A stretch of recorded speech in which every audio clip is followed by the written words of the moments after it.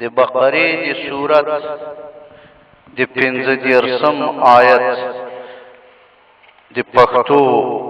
ترجمه او وویل مونږ اے آدم ووچېږه ته او ښځه ستا په جنت کې او خورئ له میوو د جنت یعنې څه چې مو زړه غواړي پریمانه هر چېرته مو چې خوښه وي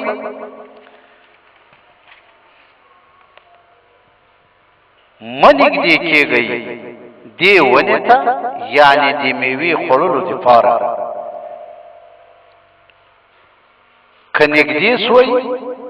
نو سئ به له ظالمانو څخه د بقرې د سورت د 15 آیت د 15 آیت پښتو تفسیر مشهوره ده چې هغه د غنمو ونه وه یا ځینو په وینا د انګورو یا انځرو یا ترنجو یا د بل شي ونه وه والله اعلم فأذلهما الشيطان عنها فأخرجهما مما كانا فيه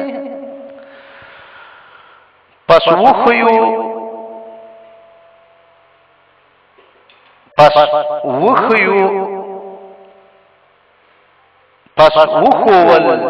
دوی دواړو لره شیطان له جنته یعنی د ونې د نږدېوالي په واسطه پس وښویول دوی دواړو لره شیطان له جنته د ونې د نږدېوالي په واسطه نو ویې ایستل دواړه له هغه یعنی عزت او راحت څخه چې و دوی په هغو کې تفسیر وایي چې آدم او حوا علیهما السلام په جنت کې استوګنه لرل شیطان چې خپل هغه د عزت ځای د آدم علیه السلام د مخالفت له عمله یعنی لوجه له لاسه ورکړی و لا د حسد او رخی یعنی کینې د سیند په گرداب کې لاهوس تر دې چې لمار او طاووس سره یو ځای جنت ته ننوت او بیبي حوای په یو ډول قسم یعنی یو قسم سره وښویول او له لارې وویستله او له هغې ونې څخه یې څه شی وخوړ یا د هغې ونې نه یې څه شی وخوړ او په آدم علیه السلام باندې هم وخوړ او داسې اطمینان او ډاډ ګیرنه یې ورکړه چې د دې ونې د میوې خوړلو ځینې سړی تل په جنت کې پاتې او د الله تعالی د نورو مهربانیو مورد هم ګرځي او لا ورته مقرب او نږدې کېږي او د الله تعالی د هغه ممانعت توجیه یې هم په خپل فکر سره بل ډول یعنی بل قسم ورجوړه وروسته دا قصه به مفصل ډول طریقه سره راځي وَقُلْنَا اهْبِطُوا بَعْضُكُمْ لِبَعْضٍ عَدُوٌّ پښتو ترجمه او ویل مونږ چې کوز سي یعنی له جنت ته ځمکې ته حال دا چې ځینې ستاسې به لجنو نور سره دښمنان وای او ویل مونږ چې کوڅي یعنی لجنت زمکت حال دا چې جن استاسه با لجنو نور سره دښمنان وای تفسیر د دې تیروتلو په سزا آدم او حوا علیهم السلام او د هغوی ټول اولادی ته هم دا امر صادر چې د جنت څخه راکوزئ او په ځمکه کې هستوګنه وکړئ تاسو به یو بل سره دښمني کوئ چې د هغې له امله با تاسو ته ډېر زیات تکلیفونه او ربړونه یعنی زحمتونه او تکلیفونه یعنی تکلیفونو درپیخي ځکه چې جنت د سرکشۍ او دښمنۍ جای نه ده د دې کارونو لپاره د دنیا ډېر مناسبت لري چې د بندگانو د امتحان لپاره جوړه شوې ده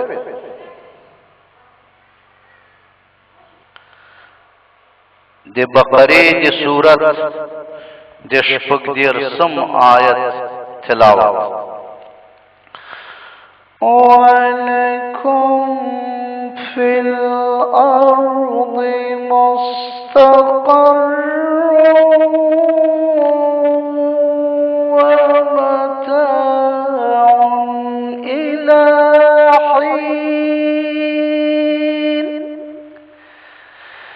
د بقره د سورت د شپږ دیرشم آیت پښتو ترجمه او تاسو ته په ځمکه کې ځای یا ستوګ دي او اسباب د ګټې پایدې اخیستلو تر یو وخت پورې چې اجل یا قیامت ته او شتا تاسو ته په ځمکه کې ځای یا ستوګ دي او اسباب د ګټې یعنی پایدې اخیستلو تر یو وخت پورې یعنی چې اجل یا قیامت ته د بقره د سورت د شپږ دیرشم آیت تفسیر د کابلی تفسیر یعنی په دنیا کې بدل نه اوسېږي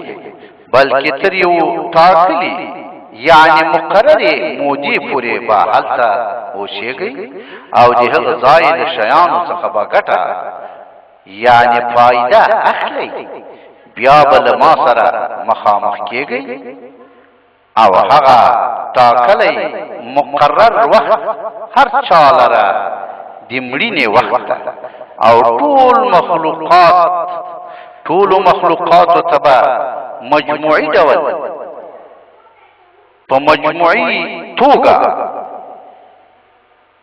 تور د قیامت ورځ ده د بقره د سورت د 19 آیت تلاوت فتلقى آدم من ربه كلمات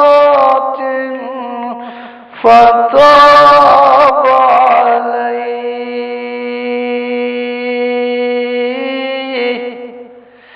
إنه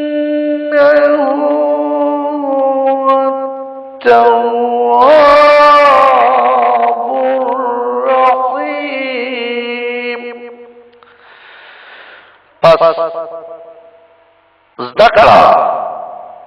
پس زدکړي آدم له پروردگار خپل څخه څو کلمې پس رجوع یې وکړه یعنی الله په هغه باندې پر رحمت سره بشک حمدی دا خ توبه قبلون کوي خ مهرباني کوون کوي پس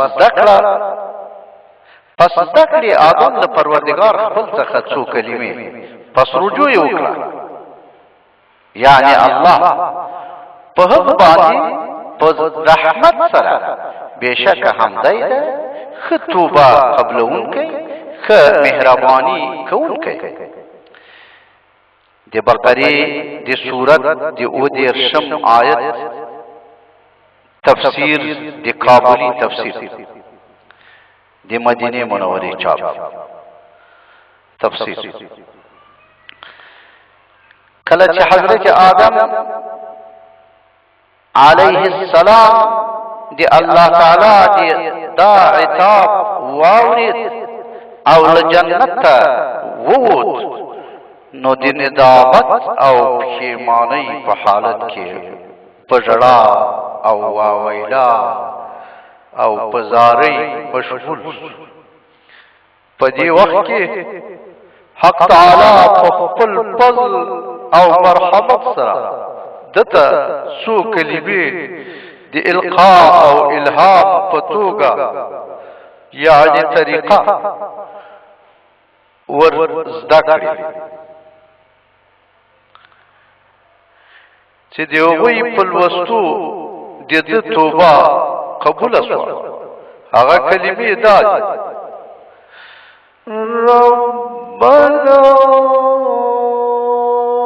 ظلمنا أنفسنا وإن لم تغفر لنا وترحمنا لنكونن من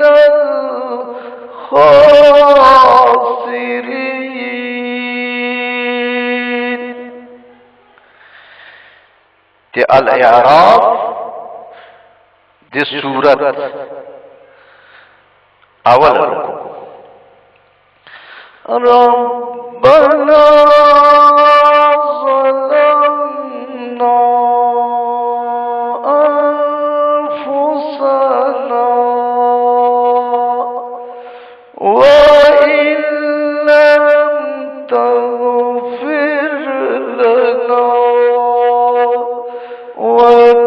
وترحمنا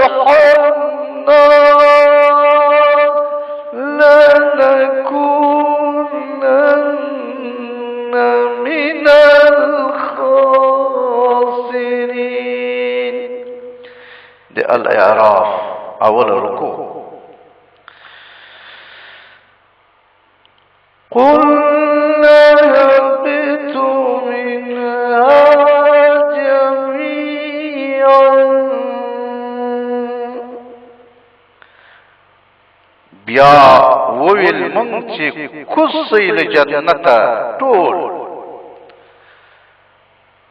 قلنا اهبطوا منها جميعا. پښتو ترجمه: بیا وویل مونږ چې کوسئ له جنته ټول. تفسیر: مطلب دا ده چې حق تعالی د آدم علیه السلام توبه قبول کړه، خو جنت ته سم دلاسه د ورتګ امر ورنک، بلکې امر یې پرې وکړ چې په دنیا کې هستوګنه وکړئ، ځکه چې د حکمت او مصلحت اقتضا همداسې وه. ښکاره خبره ده چې دی د ځمکې لپاره خلیفه ټاکلی یعنی مقرر کړی، نه د جنت لپاره. او الله تعالی همداسې فرمایي هغه چې زما تابع او منونکي وي نو هغه ته به د دنیا هستوګنه هیڅ ضرر نه رسوي، بلکې ګټه او فایده ورته لري.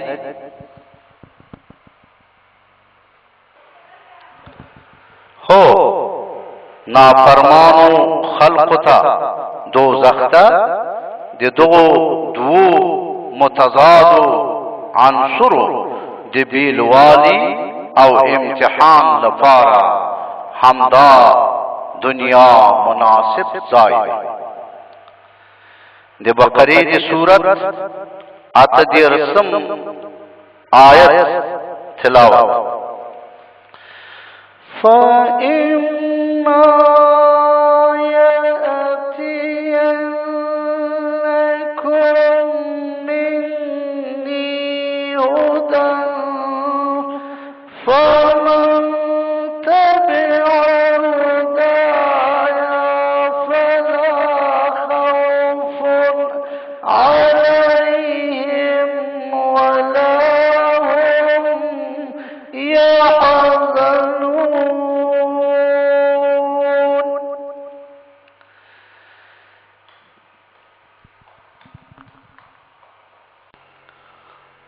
د بقرې د سورت د 38 آیت تلاوت فإما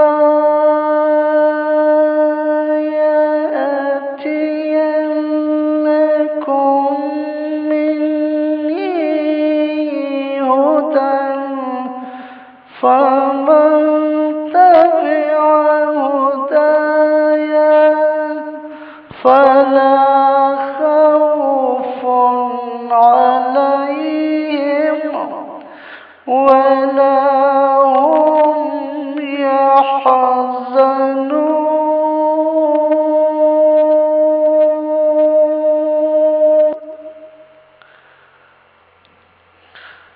د بقرې د سورت د 38 آیت پښتو ترجمه پس کراغی تاسو ته لما جن کوم هدایت پس هر څوک چې پیروي وکړي د هدایت زما پس نه بوي هیڅ قسم ویرا پر دوی باندې او نه به دوی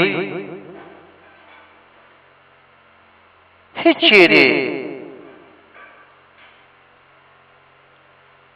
چې خپکی او جنت ته وځي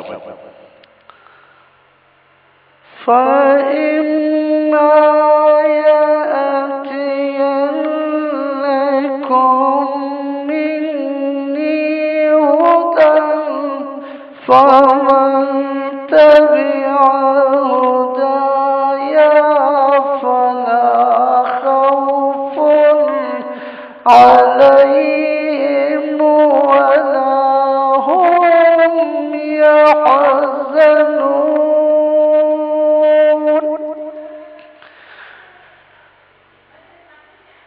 د بقرې د سورت د 38 آیت پښتو ترجمه پس کراغی تاسو ته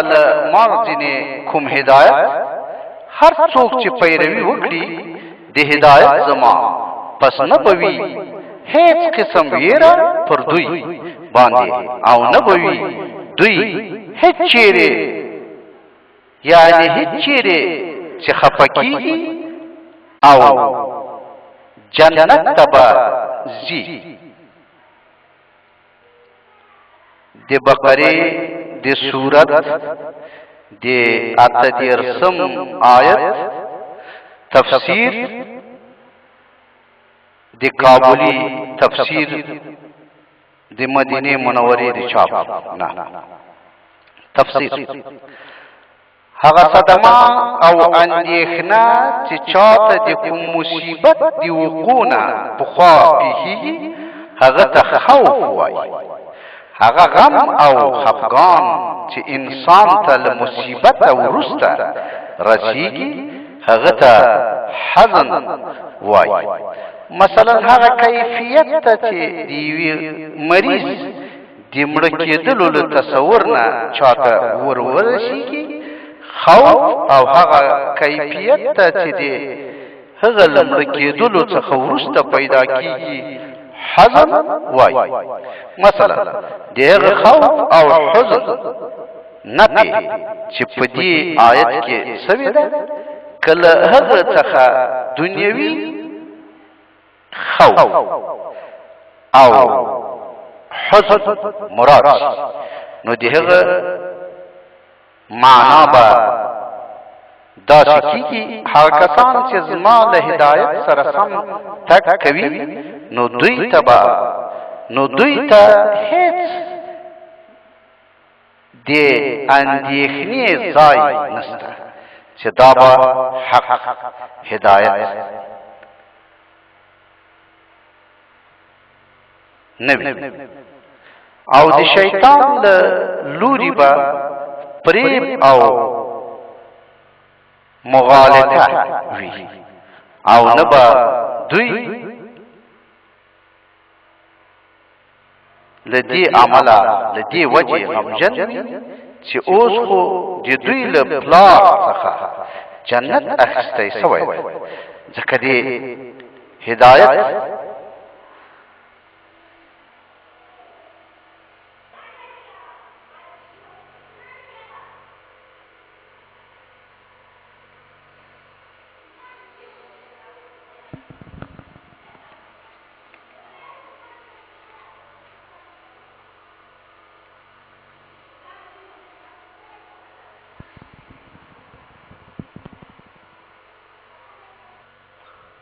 د بقره د سورت د 38 آیت تفسیر هغه صدمه او اندېښنه چې چاته د کوم مصیبت د وقوعه پخوا پیښیږي هغې ته خوف وایي هغه غم او خفګان چې انسان ته له مصیبت وروسته رسیږي هغه ته حزن وایي مثلا هغه کیفیت ته چې د یو مریض د مړه کېدلو له تصور نه چاته ور رسیږي خوف او هغه کیفیت ته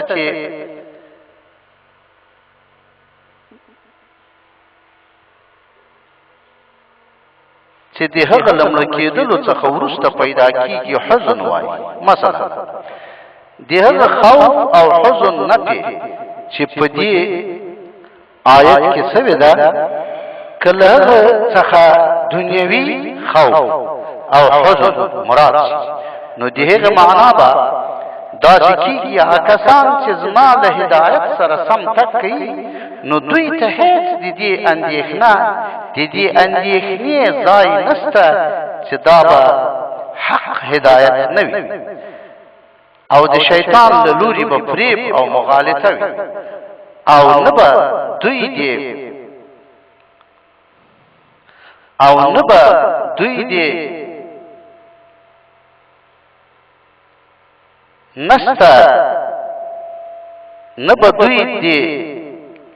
دې له عمله او وجه غمجن چې اوس خو د دوی له پلار څخه جنت اخیستی سوی دی ځکه د هدایت لار موندونکي ژر تر ژره جنت ته وررسي او که اخروي خوف او حزن مراد وي نو نه به یې مطلب داسې وي چې په قیامت کې به د هدایت خاوندانو ته نه خوف وي او نه حزن مگر د حزن په نشتوالي کې خو هیڅ د شک او شبهې ځای نشته ځکه د خوف له نفي څخه دا اندېښنه په زړه کې رالوېږي چې د جزا په ورځ کې تر انبیاو علیهم السلام پورې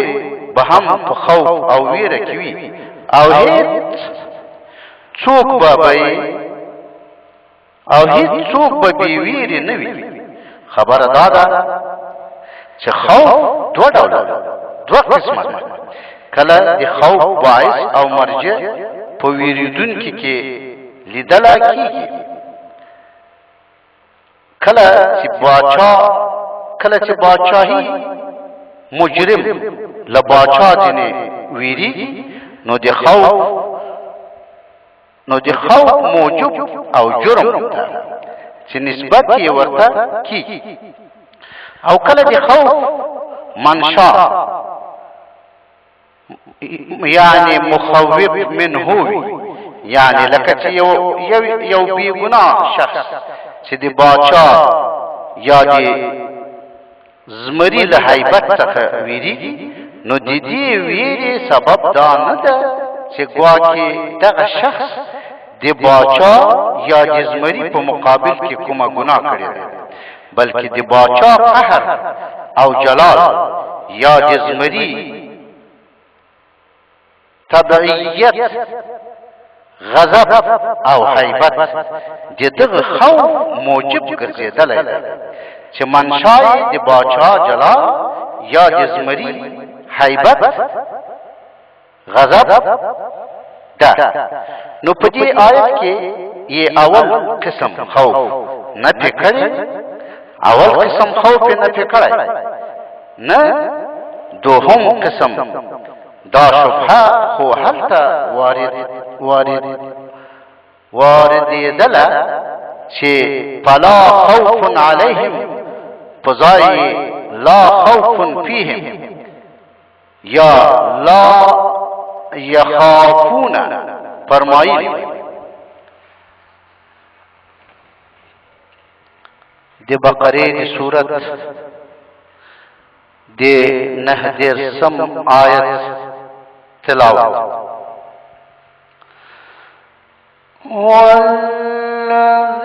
والذين كفروا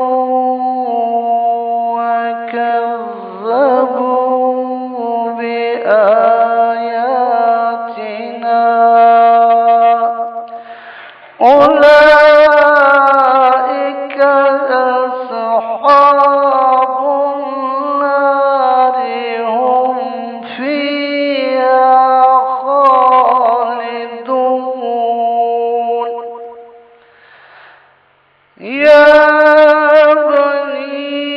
أولئك أصحاب النار هم فيها خالدون يا بني إسرائيل اذكروا نعمتي التي أنعمت عليكم وأوفوا بعهدي أوفي بعهدكم وإياي فارهبون. د بقره د سورت د 9 او 40 آیت تلاوت والذين كفروا وكذبوا بآياتنا أولئك أصحاب النار هم فيها خالدون يا بني إسرائيل اذكروا نعمتي التي أنعمت عليكم وأوفوا بعهدي أوف بعهدكم وإياي فارهبون. د بقره د سورت د 9 او 40 آیت پښتو ترجمه او هغه کسان چې کافران سوي دي او دروغ غني آیاتونه زمون همدغه کسان صاحبان دي اور یعنی دوزخ هم دوی په هغه اور دوزخ کې همیشه وي. اے بني اسرائیلو یعنی اے بني اسرائیلو اولاد دی یعقوب یاد کړئ نعمت زما هغه چې انعام می کړی دا پر تاسو او وفا وکړئ په عهد زما یعنی په مطابقت دی نبی چې زه هم وفا وکړم په عهد تاسو یعنی په دخول دی جنت او خاص لبان پس وویریږي یعنی لمناهیو ځان وساتئ او د دنیوي منافعو له لاسه وتلو څخه مه ویریږئ. او هغه کسان چې کافران سوي دي او دروغ ګڼي آیاتونه زمونږ، همدغه کسان صاحبان دي اور یعنی دوزخ، هم دوی به په هغه اور د دوزخ کې همیشه وي. ای بني اسرائیلو یعنی اولاد دی یعقوب، یاد کړئ نعمت زما هغه چې انعام مې کړی ده پر تاسې، او وفا وکړئ په عهد زما یعنی په متابعت د نبی، چې زه هم وفا وکړم په عهد ستاسې یعنی په دخول د جنت، او خاص لمانا پس وویریږئ یعنی لمناهیو ځان وساتئ او د دنیوي منافعو له لاسه وتلو څخه مه ویریږئ. د بقرې د سورت د 9 او 40 آیت تفسیر د کابلی تفسیر. اول یا ایها الناس اعبدوا، عام خطاب او پاوه کې د هغو نعمتونو ذکر و چې ګردو بني آدمانو ته په عمومي ډول ورکړل سوی. مثلا د ځمکې، آسمان او نور ګردو شیانو پیدایښت، بیا د آدم علیه السلام د پیدایښت او د هغه د خلافت او جنت ته د ادخال او نور رو یادونه وسوه. اوس له بني آدمانو څخه خاص بني اسرائیلو ته خطاب وکړی او هغه خاص نعمتونه یې ورپه یاد کړي دي چې وخت په وخت او پشت په پشت یې پر دوی انعام کړی، او هغه ناشکرۍ چې دوی د نعمتونو په مقابل کې کړي دي د هغوی ګردو ټولو یادونه په مفصل ډول او طریقه سره کولی شي،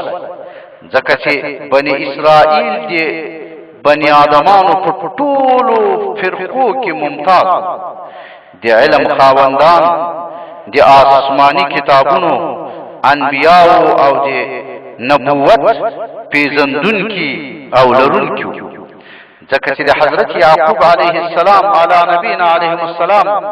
له پیړۍ څخه د حضرت عیسی علی نبینا علیه السلام تر پیړۍ پورې 4,000 انبیا په دوی کې مبعوث شوي دي، او د ګردو ټولو عربو سترګې د هغوی په لوري وې چې آیا بني اسرائیل زمونږ د پیغمبر د مجاهدینو د ستر پیشوا او قائد د بشریت د لارښود او رهنما د ټول عالم د رحمت خاتم النبیین حضرت محمد مصطفی صلوات الله وسلامه علیه رسول الله صلی الله علیه وسلم د رسالت تصدیق کوي کنا، نو لدی عمله او وجه د انعاماتو او خرابیو یادونه په تفصیل سره فرمایلی چې دوی خپرې متاثر شي او د خجالتۍ په سبب ایمان راوړي، او کنه نور خلق خو به په دې وسیله د دوی له دې حرکاتو څخه واقف شي او بیا به د هغوی په نورو خبرو باور نه کوي. اسرائیل یعقوب علیه السلام نوم ده چې معنا یې بنده د الله یعنی عبد الله.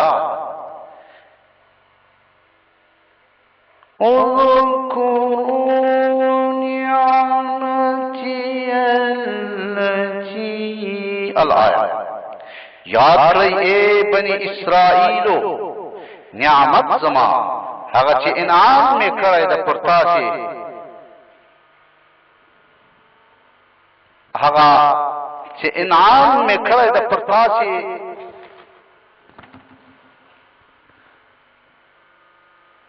زرګونو انبیا یہ پدوی کے مبعوث کړي دي تورات او نور کتابونه پر دوی نازل فرمایلی دوی یې د فرعون له عذاب دوی یې د فرعون له عذاب به ژغورلی یعنی ساتلی د دوی تصرف او تسلط یې د شام پر هیواد یعنی ملک قائم کړی پر دوی یې د من او سلوا خواړه نازل کړي له یوې تیږې ګټې یعنې ګټې څخه د اوبو 12 چینې دوی ته به یې ولیدې او هسې نعمتونه او د عاداتو خوارق یې ور په برخه کړي دي چې د نورو خلقو په برخه نه دي سوي وأوفوا بعهدي الآية او وفا وکړئ په عهد زما په متابعت دی نبی چې زه هم وفا وکړم په عهد ستاسې په دخول د جنت په توریت کې هسې امر سوی چې تاسې د توریت یعنی د توریت پر احکامو ټینګ اوسئ او پر هر نبی علیهم السلام باندې چې در ویلېږم ایمان راوړئ او له هغه سره ملګرتیا وکړئ چې د شام هېواد ملک ستاسو په قبضه کې پاتې شي بني اسرائیلو دا ګردې یعنی ټولې خبرې منلې وې مګر بیا دوی په خپلو دغو وعدو ونه درېدل په بدنیتۍ یې پیل یعنی ابتدا وکړه په رشوتونو باندې یې خبرې او مسلې اړول او غلطې یې ورښودلې او حق به یې پټاوه وروسته له دې چې خپل ریاست یې قائم کړ د انبیاو له اطاعت څخه یې سر وغړاوه بلکې د ځینو په وژلو یې هم لاس پوری کړ د تورات په هر ځای کې چې د حضرت محمد رسول الله صلی الله علیه وسلم صفتونه او ستاینې وې هغه یې بدلې کړې نو د دې شیانو له عمله او وجې ګمراهان شول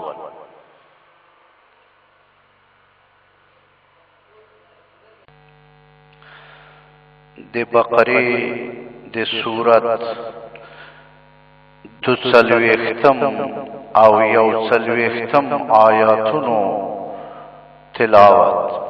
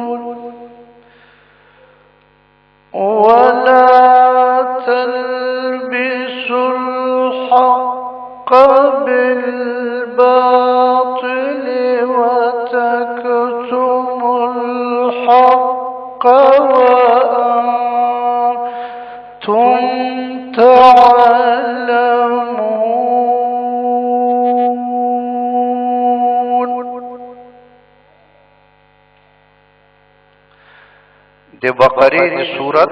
د 41 او 42 آیاتونو په پښتو ترجمه او ایمان راوړی په کتاب چې نازل کړی دا ما حال دا چې یعنی تصدیق کوونکی دا د هغه کتاب چې تاسو سره ده او مه کیږئ اول کافر یعنی نه منونکی په دې یعنی قرآن باندې او ما پیری یعنی ما اخلی په آیاتونو زما قیمت لګ او خاص لمانا پس وویری یعنی دا کار مکوی او ما ګډوي حق له باطل سره یعنی خپل دروغ له رښتیا د تورات سره او ما پټوي حق حال دا چې تاسو پوهیږئ یعنی په دې خلط او پټولو سره او ایمان راوړئ په هغه کتاب چې نازل کړی دا ما حال دا چې تصدیق کوونکی دا د هغه کتاب چې تاسو سره ده او مه کیږئ اول کافر یعنی نه منونکی په دې قرآن باندې او مه پیرئ مه اخلئ په آیاتونو زما قیمت لږ او خاص لمانه پس وویریږئ یعنی دا کار مه کوئ او مه ګډوډوئ او مګډوي حق لباطل سره یعنی خپل دروغ لرښتیا د تورات سره او مپټوي حق حال دا چې تاسو پوهیږئ په دې خلط او پټولو سره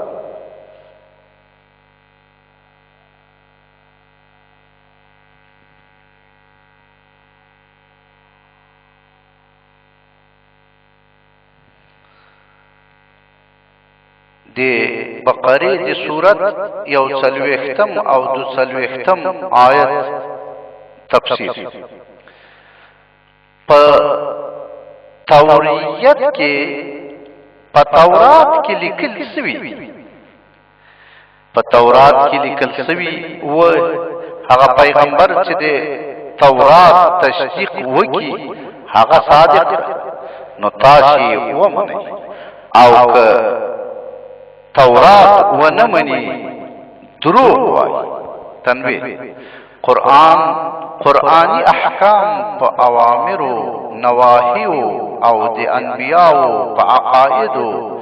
سوانحو اخبارو او دی آخرت پا احوالو او نور شیانو کې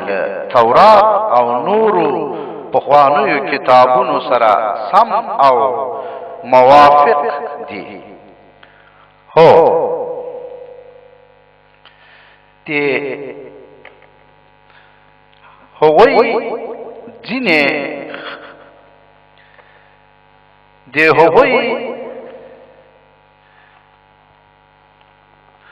هوی جنه اوامر او نواهی منسوخ شوی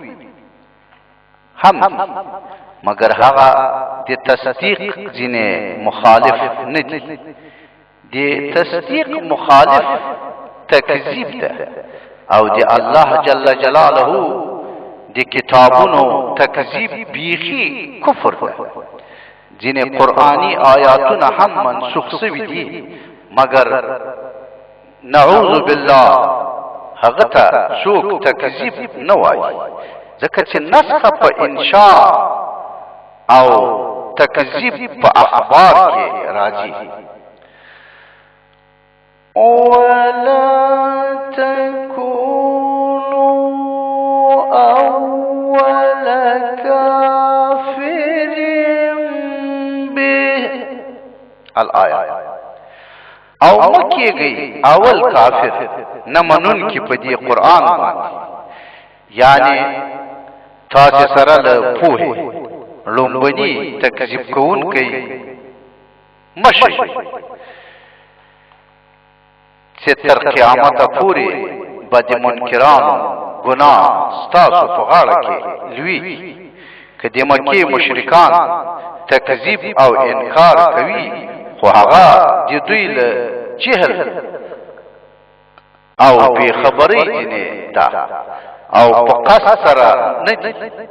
نو سره له پوهې اول منکران تاسو یې او دا کفر له لومړني کفر څخه ډېر سخت که جاهل وکړي ګناه شي به معذوره پوهنده عاصي به وي له عذره دوره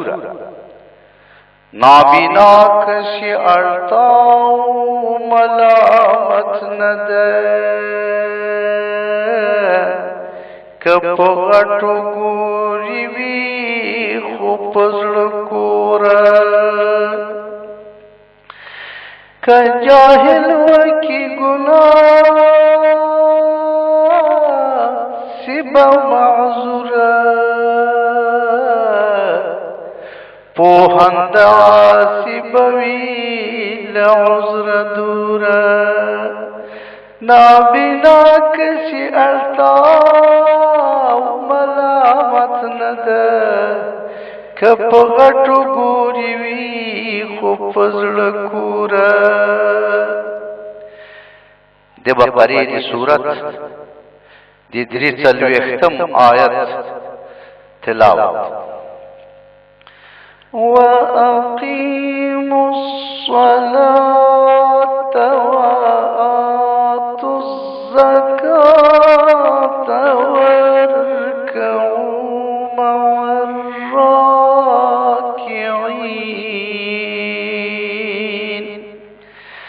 د بقرې د سورت د 43 آیت پښتو ترجمه او سم قائموي یعنی په ښه ترتیب سره ادا کوي لمونځ او ورکوي زکات او رکوع وکړي سره له رکوع کوونکو یعنی لمونځ کوونکو مسلمانانو او سم قائموي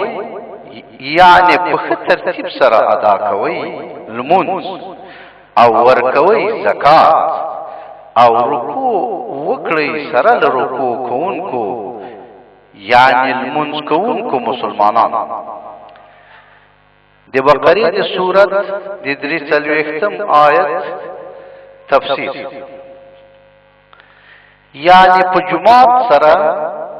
یعنی په جماعت سره تل لمونځ وکړي لدینه پخوا په هیڅ یو دین کې په جماعت سره لمونځ نه کېده او د یهودانو په لمانځه کې رکوع نه وه نو د دې آیت خلاصه دا ده چې یوازې دا ذکر سوي شیان ستاسې د نجات دپاره کافي نه دي بلکې په ګردو ټولو اصولو کې د آخر الزمان نبی علیه الصلاة والسلام پیروي وکړئ او لمونځ هم د هغه په طریقه ادا کړئ چې په هغه کې جماعت او رکوع دواړه سته د بقرې د سورت د 44 آیت تلاوت أتأمرون الناس بالبر وتنسون أنفسكم وأنتم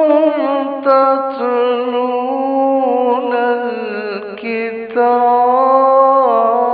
الكتاب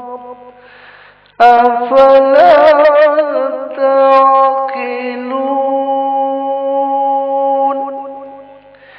د بقرې د سورت د 44 آیت پښتو ترجمه آیا امر کوي تاسو نور خلقو ته پنیکی سره او هیروي ځانونه خپل حال دا چې تاسو لولې کتاب یعنی چې پکې د قول او عمل په ناموسمون یعنی برابری وعید دی. آیا نو تاسې نه پوهېږئ د خپلو افعالو په بدي؟ آیا امر کوئ تاسې نورو خلکو ته په نیکي سره او هېروئ ځانونه خپل؟ حال دا چې تاسو لولی کتاب یعنی چې پکې د قول او عمل په نه سمون یعنی برابری وعید ده. آیا نو تاسې نه پوهېږئ د خپلو افعال په بدي؟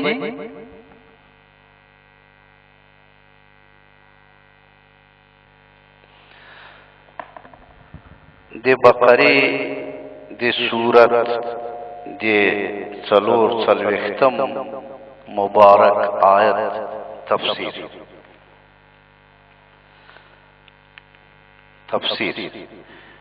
د یهودانو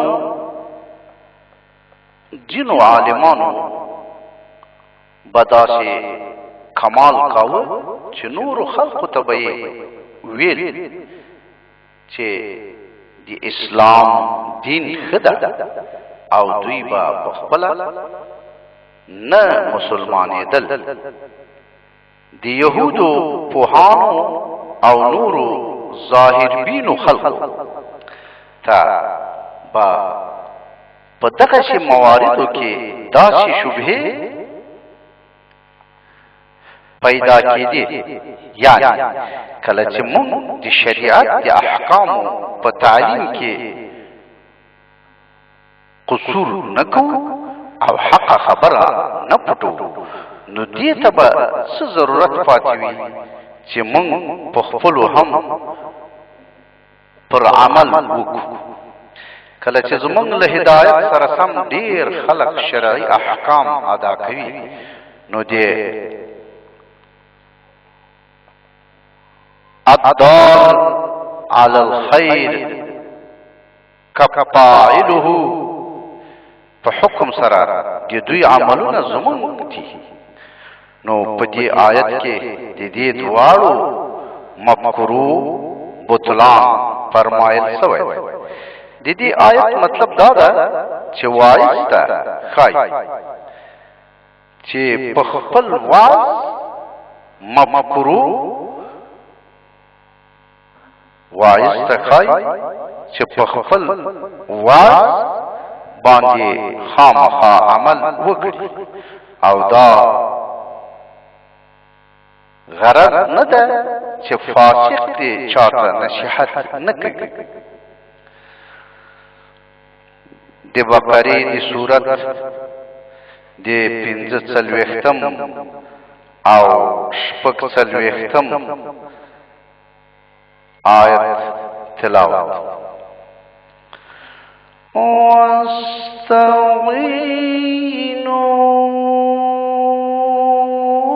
واستعينوا بالصبر والصلاة وإنها لكبيرة إلا على الخاشعين